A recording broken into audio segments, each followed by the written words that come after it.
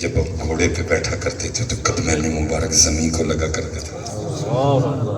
جب پھر یہ اللہ کے رسول کے شیر شہید ہوئے تو پھر جو باتیں حضرت امیر حمزہ کو دیکھ کے اللہ کے رسول نے ارشاد فرمائی وہ تو سنانے کے لیے بھی کلیجہ چاہیے. سبحان اللہ.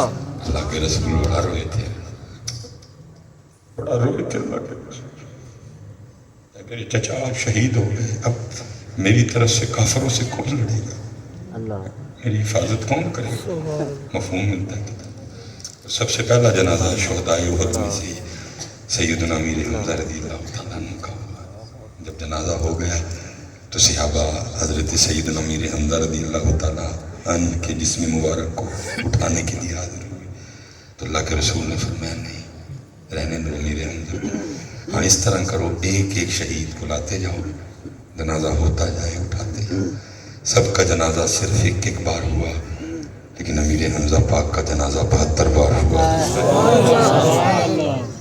لیکن اس وقت امت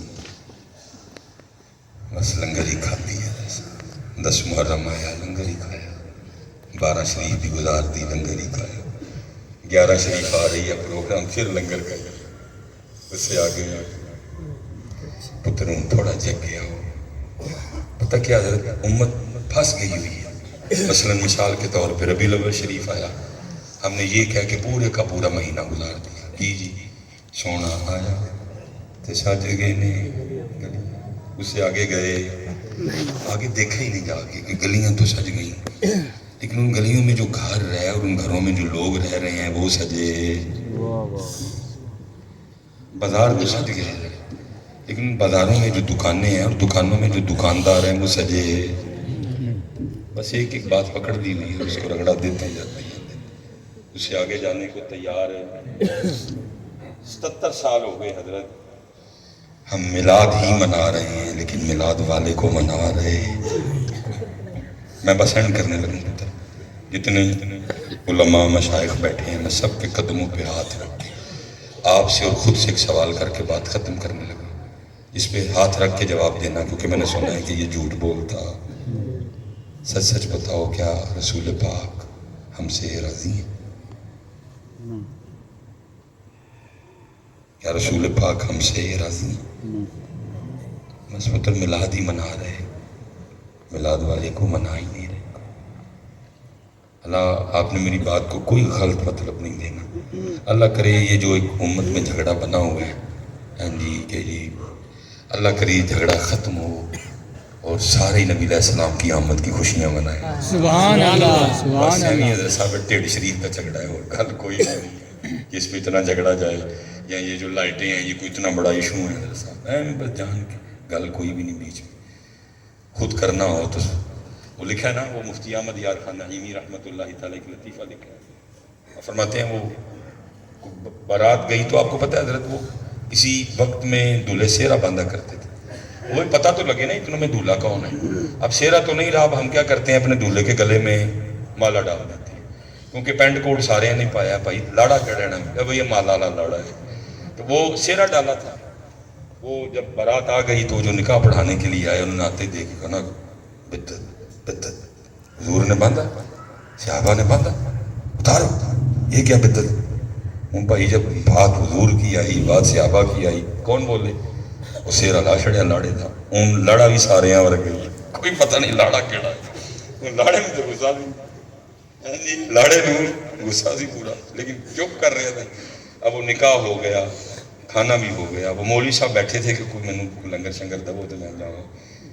وہ ذرا مولوی صاحب نے نا کھنگورا مارا, سب کی نظر وہ خدمت کرو مولوی صاحب کی نکاح پڑھائے.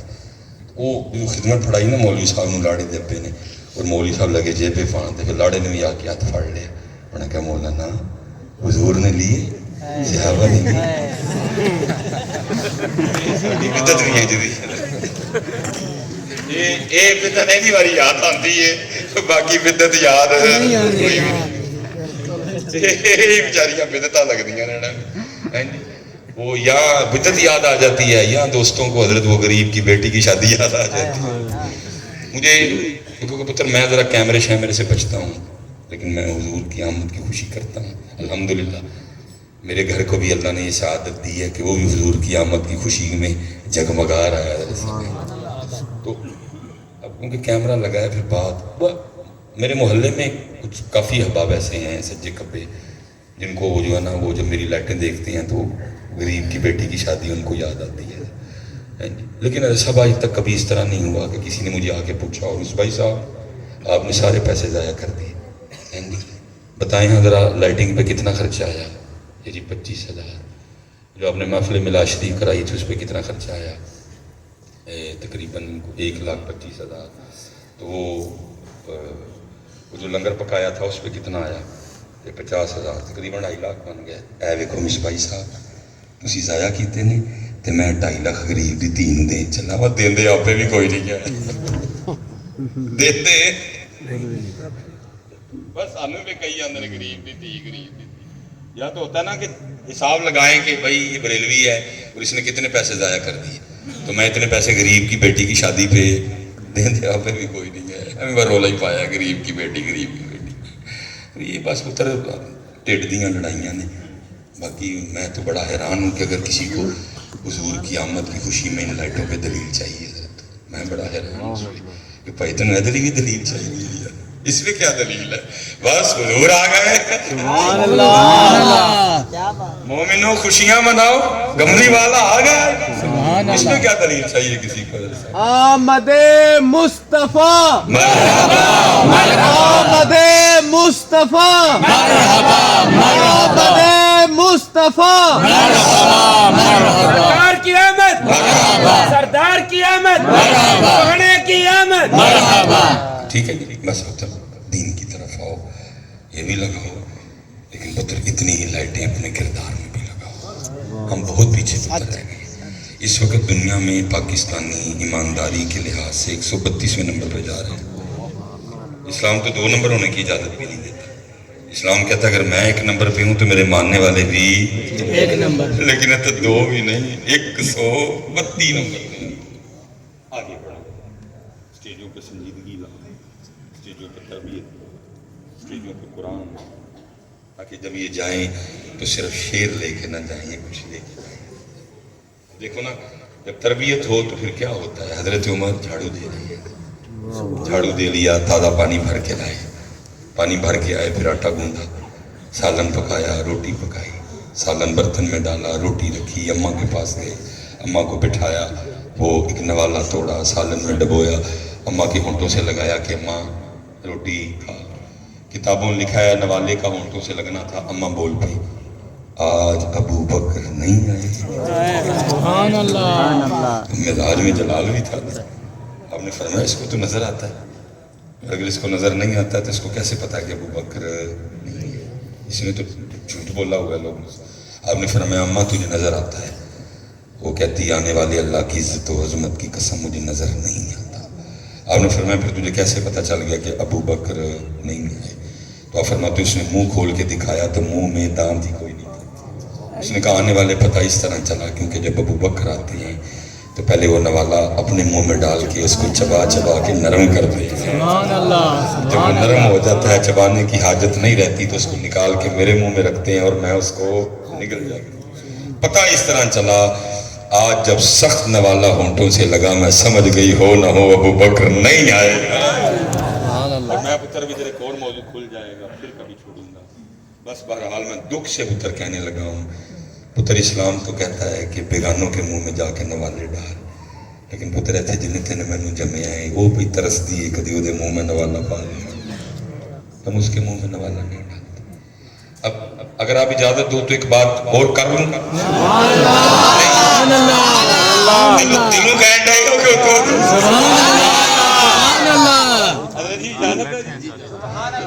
آ گئی ہے پتر تو چلو کر دینی چاہیے. پھر پتہ نہیں پتر بڑا دھیان رکھنا یہ میرے جتنے جوان بچے کیونکہ پتر بڑے بچے قیامت والے دن اس حال میں اٹھائے جائیں گے کہ وہ اپنے ماں باپ کے قاتل ہوں گے. آپ پوچھیں گے جی کیسے؟ جب ہمارے بابوں کو ہارٹ اٹیک آتا ہے یا ہمارے بزرگوں کو برین ہیمرج ہوتا ہے تو جو ہاسپٹل والے ہیں نا وہ صرف اتنا لکھ دیتے ہیں موت کی وجہ حرکت قلب کا رک جانا موت کی وجہ اس وین کا پھٹ جانا. لیکن وہ اس سے آگے نہیں لکھتے کہ اس دل اور اس وین کے ساتھ اولاد نے کیا کیا ہے کہ پھٹ ہی گئے. وہ اس سے آگے لکھتے، وہ اس سے آگے والی جو بات ہے وہ لکھی ہوتی ہے اس فرشتوں نے. مثال کے طور پہ تو مجھے تقریباً ہفتہ ہو گیا ہم اپنے گھر سے نکلا ہوں. میرا سب سے چھوٹا بیٹا ابراہیم، کم و بیش 6 سال ماشاءاللہ عمر ہے اس کی. تو میں جب بھی کسی لمبے ٹور پہ جاتا ہوں نا، تو میں اگر وہ گھر پہ ہے تو میں اس کو پوچھ کے جاتا ہوں، ابراہیم تیرے لیے کیا لے کے آیا؟ چھوٹا بچہ ہے بھائی، اس نے ہر بار یہی کہنا ہوتا ہے بابا گاڑی لے کے آنا. اب یہ بات مجھے یاد ہے نا. اب اگر اللہ وقت لایا میں بوڑھا ہو جاؤں گا، میں چارپائی پہ آ جاؤں گا اور پھر جانا شروع کر دے گا ابراہیم. ایک دن ابراہیم تیاری وہ کر رہا ہوگا، اس کی بیوی اس کا بیگ تیار کر رہی ہو. کبھی وہ سے پوچھے گی ابراہیم آپ کے کتنے کپڑے رکھو؟ وہ بتائے گا 3 رکھو یا 4 رکھو. پھر وہ پوچھے گی امامے کتنے رکھو؟ وہ بتائے گا 2 رکھو یا 3 رکھو.